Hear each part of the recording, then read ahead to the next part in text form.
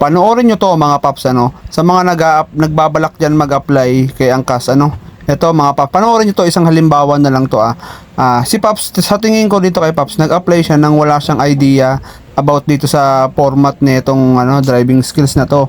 Kaya tignan niyo yung nangyari. Marunong naman siya.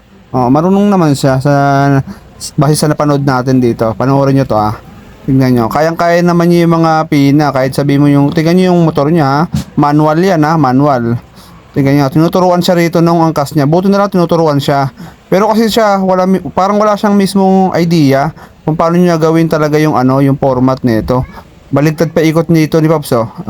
So ayun mga Paps, tandaan nyo, bago kayo pumunta o sumalang sa ganito, no, alamin yung pag-aralan nyo na yung kung paano talaga gawin yung tamang proseso nito o tamang yung format ng ano nito, ng skill assessment, no. Kahit sabihin nyo kasing marunong kayo talaga, no, mangangamote kayo o talagang ano kayo, mahihirapan kayo. Kasi nga, hindi nyo kabisado yung format. Naghahabol kayo ng liko. Once na kasi sumobra kayo sa kabig dito, mahirap na habulin, tutukod na talaga kayo. Eh kung lagi kayong tutukod mga paps, maaari kayong maparitik, no? Kaya naman dapat bago kayo sumalang sa ganyan, siguraduhin nyo nakabisado nyo na talaga yung format nyan. Lalo na yung sa 1, 2, 3, 4. Mas maganda kasi mga paps kung makukuha nyo lang ito sa unang try nyo pa lang. Kasi magsiseminar pa kayo, medyo matagal din yun.